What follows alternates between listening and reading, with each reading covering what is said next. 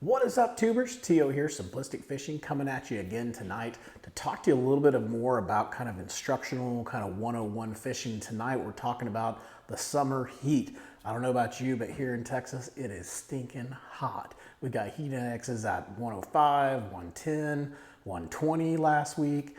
Just craziness, hard to fish in that kind of weather. It's also kind of hard to find the bass when it gets really hot like that. And that's what we're going to talk about tonight. What bait should you be using?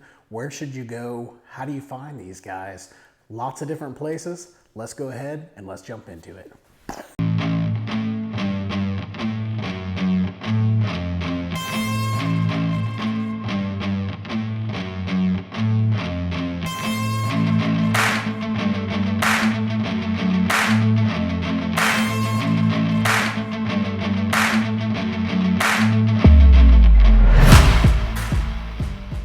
As we mentioned in the intro, we're going to talk a lot tonight about summertime fishing, and this kind of goes along with what we talked about in the last video that we did a couple weeks ago about marinas. So just kind of a follow-up to that video, and what we're really doing is we're covering some key questions here. Questions I get asked a lot. Where do you fish in the summertime? You know, what types of things are you looking for? What types of baits are you using? What are the techniques that you're using to help you catch more bass? And so hopefully I'm going to help you answer some of those questions tonight. First question is going to be, where do you fish in the summertime? You know, I get asked that a lot. You know, where do you fish in the summertime? What types of things are you looking for? Well, really, there's three key areas where I believe the fish are going to go to find shade in the summer. And I think the summertime, when we're talking about this heat, when the sun's really at its highest peak, you've really got to focus on the shade. It is all about the shade. I mentioned that in the last video, and I'll continue to say that as we go through all of this. So docks and marinas, obviously huge. Again, we just did that video, so if you missed that, I'll put that link out in the description so you guys can see that. But docks and marinas are big. And then also on the docks part, I talked about marinas, but I didn't talk a lot about docks. And docks are similar to marinas, but they're not the same thing. So after this, hopefully, I'll be able to follow this up with either some offshore videos for you guys or some dock videos for you guys to really talk to you about how to break down the docks. But three key areas. First area that I'm going to put together is going to be docks and marinas.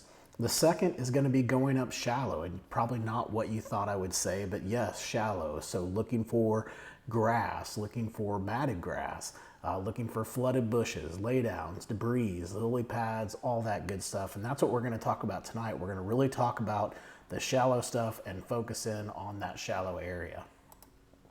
Next would be the offshore areas. So this is going to be your humps, your channel swings, your points, your ledges, your rock piles, your brush piles, all that crazy stuff that's out there offshore that you're able to fish around. And that offshore stuff, remember, it's providing some type of shade somehow, some way. It's not the typical kind of shade that we're used to. So these are the three key areas. Again, we did the video on marinas. I'll follow up with a video on the docks and the offshore. And tonight, we're really going to focus on the shallow stuff. So what should we be looking for when we go shallow? Well, obviously, first thing is shade. Shade. Have you guys gotten used to what I'm talking about here? It's all about the shade. If you don't find the shade, you're probably not going to catch too many fish, maybe not any, really, to be honest with you. So you've really got to focus on the shade. That is, I cannot emphasize that enough. You're going to be looking for cover such as flooded bushes, trees, not just flooded trees, which we'll talk about flooded trees in a minute, but trees that provide shade. So say, for example, if this was a giant tree, that shade would be out here casting across the lake, right? So you would want to fish in that shade line of that tree. Same thing when it comes to bushes and everything else. Now, when it comes to flooded bushes, they're going to get up super tight. And I've actually got a slide for you guys here in a minute. I want to talk to you guys about that. We've also got debris. Now you're talking like, what do you mean by debris? Like man-made debris, concrete structures, culverts, all kinds of stuff like that you can find in there. You want to look for that type of stuff. Look for it on your maps. Look for it on the lake breakdowns we do with Simplistic Fishing. We talk about shallow water debris all of the time. Also, large boulders and rocks. Big deal, right? Because these large boulders and these rocks can provide a whole bunch of shade And not only do they provide shade, but they provide pretty much an ambush point for the fish. So it's kind of double your money. And that's really for all the cover that you see here. They'll use it to ambush bait, but they'll also use it for the shade. And then last but not least, we talked about it a minute ago, down trees are what I call laydowns. These are types of things that definitely will hold fish in the summertime up shallow. And why? Because they produce shade. And again, they're also an ambush point as well. And then rivers and creeks. If you see me go up in the river up here around Lake Ray Hubbard where I live, you'll notice there's a lot of shade up there. And I go up there a lot in the summertime because, one, I like the shade personally. I don't like being out in the beating sun in the middle of the lake. But two, because I just think the fishing's a little bit better up there. I might not catch as big a fish as I would if I go out Main Lake and, you know, and sweat it out in the sun, but I'm going to catch more fish up there. I'm going to have a lot more fun. I'm going to stay a lot cooler. So definitely look for your rivers and creeks. They're still great places to go find fish in the summertime. And then last but not least is just shade lines. These shade lines could be from hills. It could be, you know, maybe there's a big hill right before the bank line and that produces a shade line that comes out 5 or 10 feet across the bank line. Those are the types of things you got to be looking at. You've really got to get in the mindset of anywhere you see shade, start honing in on those areas. And I'm telling you, it's going to make a huge difference in your catch percentages and everything else. So let's keep moving on. Let's talk a few more slides here and then we're going to switch out. I'm going to go back over to the live camera. We're going to talk about the baits, kind of go through setting them up and stuff like that. But let's talk about the techniques that are going to help you catch more bass. So what are we going to use in the summertime, right? Well, first off, we're going to do a lot of flipping. So that flipping is going to be with bushes and stuff like that we just talked about, right? Also, you're going to flip a lot around docks and things like that. You're also going to do punching. So punching's a good thing to do in the summertime. And you're like, what is punching?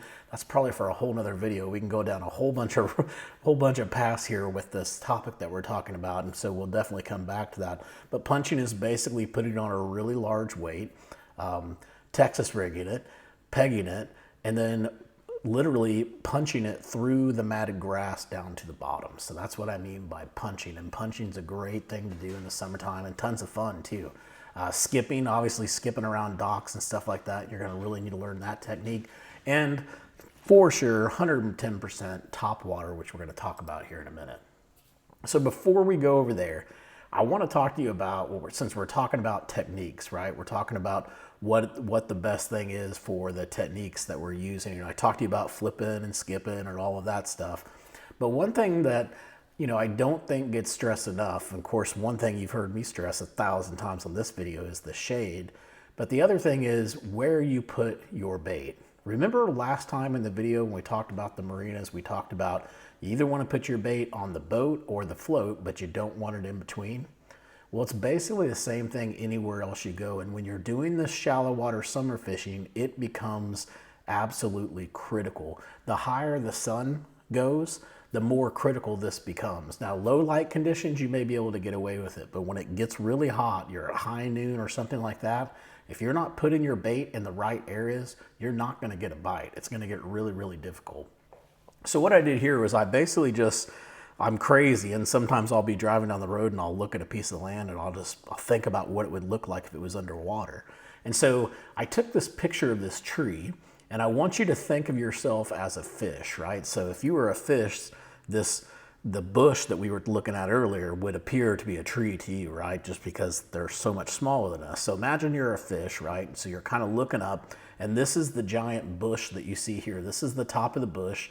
And this blue line is what our boat is sitting on, right? So that's the stuff that we see. Visually for us, we see everything above this blue line. So we see this big bush that's out here. It's not a tree. Remember, we're pretending this is a bush.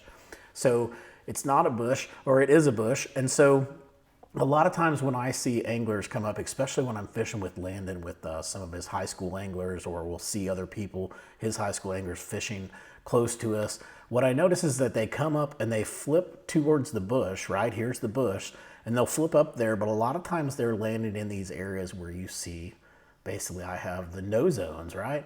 They're flipping in those areas. Why are they flipping in those areas? Because they're easier to get to. You don't have to go as far underneath the bush to get right here, right? It's a lot easier to cast. You're not going to get hung up as much, all that good stuff. Same thing over here. But very rarely do you see them flipping right at the root or basically the trunk of the bush. You just don't see that very often, and that is where 99.9% of the fish actually are. They're tight to that cover, especially when when the sun gets up, the tighter they're gonna get to this. And they'll literally be right up on those root systems. And you can cast over here all you want. You can cast over here all you want on the outsides of this bush, and it's gonna do you absolutely no good because they're not even gonna come out to go get that, right? If they're feeding, yes, but if they're not feeding, unless you throw something that they're gonna react to, you're not gonna get that reaction. So in order to get that reaction, you've gotta get way up underneath that bush. So next time you go out and you're flipping the shallow cover, make sure you're not wasting your time by just making stupid flips, right? Every flip is gonna matter, and when you do it, make sure that you're flipping into areas literally that you pretty much know that you're hitting the root of that bush, right? Or the main stem of that bush. You don't want to be hitting the branches, hit the main root of that bush. If you do that enough, it will increase your percentages a ton, just like all the other stuff that we've been talking about. So the fish are here, where you see the money signs, that's the money. This is not the money. Do not waste your time fishing in these areas. Low light conditions, yeah, I'll give it to you. You can probably catch some fish out here, but high sun, high noon, this is the money spot for sure. And if you're not casting there, you're not catching fish. All right, so we talked about the techniques, right? We said you're gonna need top water, skipping, punching, flipping. And then we also talked about really where you need to be focusing those baits at, right? They've got to be in that money area. So keeping all of that in mind, let's talk about the baits that we're gonna use to fish in those types of areas. So first off, early in the morning, top waters are definitely the best when it comes to shallow water fishing. Top waters are money baits in the summertime. And the thing that I really like, you guys see me talk about a lot, but really are frogs. Frogs would be my #1 top water bait if I was gonna stay shallow in the summer. I'm a huge fan of that bullywog too, so we'll talk about it here in a minute. And again, we're gonna switch over to live camera in a minute. I'm gonna show you these actual baits. But early morning, frogs for sure. Poppers are good baits as well, especially if you got a bluegill spawn on. Those poppers can be deadly. And then shad spawn going on, those walking baits can be really good, but they're still good after the shad spawn. They're just, to me, they're not as good. They'll come back to be really, really good again in the fall. But all three of those are definitely key baits that I would use in the morning in the summertime. Again, even though it's in the morning, I'm still focusing on those areas with shade. If we look at this picture that we're looking in, you know, I'm not gonna fish these areas out here where that sun's already getting to the lake. I'm gonna fish these shady areas. Like right here, this is a perfect thing we talked about earlier. We talked about the trees actually creating a shade line. They've got a great shade line these trees are creating here. That's where I'm gonna focus. Up here in this shady stuff, I'm gonna stay there as long as I possibly can until that sun gets way high. All right, so let's move on. And the next one, same type thing. What type of bait should I use? So now we've kind of moved off of morning, right? Now the sun's came up. Now we're having to be a lot more specific about finding shade and things like that. It's not everywhere. It's not low light. It's highlight conditions. So what are we going to use? Well, first off, I told you guys the frog in the morning. Well, also the frog in the afternoon, and the walking baits and the popping baits. Those will work too. But the walking frog and the popping frog, to me, is a lure you can use all day long in the summer, as long as you're focusing on the shade. If you're not focusing on the shade, I don't know. You can go try it. I've never actually tried it, to be honest with you. I'm sure I did when I first started, but now that I know that I need to be fishing around shade, I would not throw a frog if I wasn't anywhere close to shade. Now, the popping frog or the walking frog, it really just depends on what day it is. Really, some days they like the popping frog better. Some days they like the walking frog better. I tend to use the walking frog more than a popping frog, but I will switch over to a popping frog if I can't get him to bite on that walking frog. Also, Texas rig soft plastics. These are going to be huge to use in the summertime, right? Anytime you're around that cover and you're flipping really tight to cover and stuff like that, tubes are going to be great, and creature baits are going to be great. And again, we're getting ready to flip over and I'll show you guys some of my favorites. Swim jigs are huge when you're fishing around the grass we talked about earlier. Swim jigs are big. I also like using the swim jigs up in the river, just fishing around. Our river doesn't have as much grass, or didn't used to. It's starting to get some now. but didn't have that much grasp. I still use a swim jig a lot, and I would use a bluegill presentation. I really think that that's key in the summertime. We're kind of, it's June 25th, 26th, something like that. Maybe it's even June 27th, I can't remember. But our shad spawn here in North Texas is pretty much over. So now that that shad spawn is over, I switch from that white swim jig over to a bluegill presentation. Again, we're going to talk to you guys about that in a minute. We'll bust out the lures and show them to you. Also, flipping jigs. Flipping jigs are going to be huge. That's flipping around the docks, the marinas, but also using those to flip around cover. So flipping around those bushes and stuff like that. Jigs are very, very effective. A lot of people are scared of jigs for some reason. I have no idea why. I was the same exact way when I first started fishing. I felt like I could catch things on Texas rigs all the time, but as soon as I went to a jig, I'd quit catching fish, and everybody always liked the bigger fish or on the jigs. Definitely jigs do catch big fish, but you can get that same bite using jigs. You just got to get used to using a jig, and you'll be surprised that that jig actually catches fish just as much as that Texas rig plastic does. So definitely a flipping jig is going to be huge. And last but not least, and again, we're going to go through these in just a second. I'll show you my favorite colors, but a wacky rig Senko is an absolute must in the summertime. Sometimes it gets really, really tough, especially if you're fishing up shallow and that water temp has gotten way up. It's going to get tough out there. And one way to trigger a bite is just to get a spinning rod, take it out there, put it on put a wacky rig Senko on there with no weight, no nothing, and just flip it up there on the bank and let it fall down to the bottom, and then just pull it up a little bit, let it fall down to the bottom, pull it up a little bit, let it fall down the bottom. Very slow presentation. Guarantee you're going to get a bite. You might not get giant bites. You can get giant bites on that. You can also get a lot of small bites, will keep you entertained throughout the day. So wacky rig Senko is big. So let's just go back through that one more time before we get out of here and start talking about the actual baits and showing you guys stuff. But if we're talking morning baits, in the morning, it's basically topwater, right? I'm going to stay with the topwater in the morning.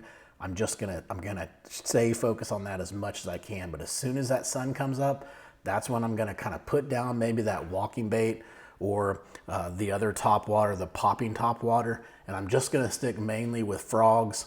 Then I'm gonna switch over to my Texas rig soft plastics. That's where I'm pitching into the bushes and stuff like that. That's gonna be tubes, creature baits, all that good stuff. Swim jigs, if I'm around grass, I'm gonna be using that. Flipping jigs, I'm going to be using that. Of course, same type thing. Any type of cover I can flip that thing around, I'm definitely going to do that. And then last but not least, the wacky rig Senko with dark colors. Now, there's a lot of other things I could talk to you about, but I think if we just focus on these, it is simplistic fishing, so I'm trying to keep it simple here. If we just focus on these, I think it's going to help you guys find some fish for sure. So let's go ahead and jump into this, and let's go talk about the setups and how we rig all these lures and all that good stuff. Well, here we are back in the man cave. You can see behind me, I got a bunch of baits and junk like that. All kinds of good stuff. Love it out here. I'm gonna have to give you guys a tour one of these days of the old man cave because I like how I have it set up, and I stole some ideas for some other people too. So love how we got it set up. But let's jump in, let's finish up this video, and let's talk about the baits. First off, we talked about the morning bite, right? We were talking about the morning bite and what we needed to focus on, and I told you the frogs. And again, if it's shad spawn where you live, you want to stick with your white frogs. But if that shad spawn is over, which here in North Texas, it's clearly over, we're going to switch over to more bluegill colors. So there is a bullywah too that's a little bit better bluegill color than this one, but just having that chartreuse is really kind of what I'm talking about. We're switching to chartreuse or that purplish blue color, right? Those are the colors we're going to be looking for in the summertime because we're trying to represent the bluegill. Now, your fishery may not have bluegill in it, and that makes it completely different. You're just going to have to kind of match the hatch, or whatever it is that they're feeding on. That's kind of what you want to match your frog to. And by the way, secret color, secret alert, black frogs work all the time. You can use them during shad spawn, you can use them now, you can use them whenever you want. Black frogs are really good as well, so make sure you get some black ones. But here we go. I'm throwing this chartreuse one. You can see it right here. This is the bullywah 2. Really cool looking bait. And I love this thing. Basically, I'm just going to cast it out there and then start walking it back very slowly, right? So I'm going to throw it out there, twitch, twitch, pause, twitch, twitch, twitch, twitch, twitch. You know, it's not going to be the I'm not just dancing it really fast like I would want to, you know, if I got a popping frog and I'm walking it, or some of those other frogs. This frog is really all about just going a little bit slower. So the slower you can go with this thing, I'm having a problem with this camera figuring out where in the world you guys are. The slower we can go with this, the more bites I think you're going to get, and the bigger bites, right? So just a couple twitches and then let it pause. Couple twitches, let it pause. Changed up, you know, 3 or 4 twitches, let it pause. Now me, when it comes to frog rod and frog fishing, I had a really tough time when I first started with having a lot of pain right here in my forearm, like the bottom of my forearm. Number one, probably because I'm way out of shape, but number two, because I liked frogging so much I'd want to do it all the time, but I could only do it for a couple of hours.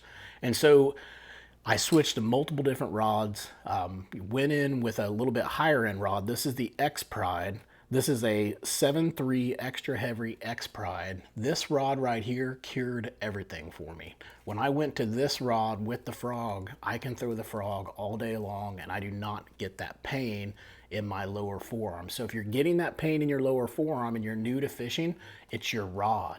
You've got to get a different rod, maybe a little bit lighter rod. A lot of times you go with these heavy rods and they're really stiff, and I think they're heavier and they just wear on your bottom of your forearm really bad. So remember that when you go out and get a frog rod next time. All right, let's keep moving. We got a couple more to go. That was number one. And then remember, I talked to you guys, I was looking here to see if I have any in the garage, but I don't. But remember, you can switch over to a popping frog too. So if that walking frog is not working very well, switch over to a popping frog and either walk it really fast or just do those, you know, where you pop it, you let all the rings dissipate, and then you pop it again, you let all the rings go away, like a lot slower presentation even than what we were talking about with that bully wall. Or you can flip with those and just go really, really fast. That bully wall, I think it's more effective if you fish it slow. All right, next bait that we talked about, especially if you're fishing around grass, and we're talking about fishing around shallow cover and shade, so this should work for pretty much anywhere you're fishing, but this is just a regular swim jig. This is a 6 cents swim jig. You can see it right here, and notice the color, right? The color is trying to mimic a bluegill, so it's a bluegill presentation. Move my finger here, you'll be able to see the head of this. And so that is going to be my swim jig. Now on swim jigs, I like to throw my swim jig on a little bit of a lighter rod, not super light, but this is a 7.2 medium heavy. It's 7.2 medium heavy fast action. This is just a regular 6 cents ESP rod. This rod did not cost very much, so definitely go out to 6 cents, check them out. Not a sponsor, but I just like their stuff. But go out and look at this rod, because this rod has been money for me. I think I've had this rod for probably 3 or 4 years now. I've never replaced any eyes. I've stepped on it, all kinds of good stuff, and that thing is still rocking. My only complaint is this core that they have here at the bottom is starting to get a little bit sticky and stuff like that. So that's a little bit concerning, but I think overall I'm really, really happy with that. So go check out those ESP rods. If they even still have them. Heck, they might not even make it anymore. I think they have like USA rods and all this other stuff. But you guys know I'm a big 6 cents fan. This is my favorite rod right here. But let's talk first about what I have rigged on here. So we talked about Texas rigs and we talked about flipping. And also one thing that I was thinking about, I was on my way to the garage, was when someone tells you they're catching them on Texas rigged worms or Texas rigged, I don't know, craws or whatever it is, if you really want to know why they're catching them so good on whatever it is, a lot of times it's not the bait that they're catching them on, it's the size of the weight that's triggering the bite. So they may say we're catching them on Texas rig worms, and so you go out and you throw an 1/8 ounce Texas rig worm, you don't catch jack squat. But then you go back and talk to them and they were throwing a 1/2 ounce on a worm, and that was the difference. Or a lot of times it's the opposite way. So a lot of people go up and they want that heavier feel, especially when they're getting around docks and lighter cover. They just want that feel of it just thumping on the ground, right? And that's good sometimes, but a lot of times they like a lighter weight. They like to see that bait just kind of go down to the bottom. When you flip it up, it gives it more time to just kind of come back to the bottom. So when someone is saying they caught them on Texas rig, ask them what size of weight. The weight is more important than anything they have hooked up on the back of the hook here. All right, so this is my standard Texas rig. I love this stuff. This is a Rage Bug, Strike King Rage Bug. You can find them pretty much anywhere you go. Love this thing. That is my #1 go-to plastic as far as, you know, just Texas rig plastics. Now, again, just like I said, play around with your weights. Start off, I think you should start off with an 1/8 ounce weight. If you're not getting bites with the 1/8 ounce, you can kind of move up, or if you're getting a lot of Timmies with the 1/8 ounce, move up a little bit heavier and see if you can get some bigger fish with a little bit heavier presentation where it's falling quicker and the bigger fish might be below those smaller ones and you'll be able to get down to them. But that's definitely my #1 bait. You can do worms on this thing, you can do crawls, you can do pretty much any soft plastic that's out there. Whatever one you feel comfortable with that you really like, definitely go with that. The beaver baits work good as well. Those are a little bit better in the fall time, but anything that's got some kickers on it that you can Texas rig, that's the way you want to go for sure. I still can't get used to this camera. It's like it's below me, but it's above me, and I don't know. We'll figure it out. All right, so 2 more baits to show you guys, and then we're done. The next one is going to be the jig, right? I talked to you guys about a flipping jig. Well, lucky for me, since I'm such a Sixth Sense fan, they came out with what they call the hybrid jig. You guys will see me catch some pretty big fish with this hybrid jig, and it's the same thing every time. I have a 1/4 ounce and I have a 1/2 ounce. That's really the only 2 that I throw. I got the 3/4 ounce as well, but I'm throwing that when I'm out deep. And usually when I'm doing that, I'm not throwing the hybrid jig. I'm going to go to more of a football head jig. But when I'm flipping cover, it's a 1/4 ounce or a 1/2 ounce jig. It's always black and blue. It's always dark colors. You can see right here, I've got a menace on the back of this one, but this is just a regular 6 Sense hybrid jig, black and blue. And it's got the menace right there on the back of it. That's a fish catching machine. I love this rod that I have it on. This is a 7.2 heavy X Pride fast action. I've got it actually, if you guys want to know what types of reels that I use all the time, I'm pretty much like same reel across the board, right? Once I find something I like, I just pretty much stick with it. So I always go with these Corrados, which I can't even get to because I'm hitting the ceiling, but I always go with these Corrado Ks. They have, this one's an 8-5.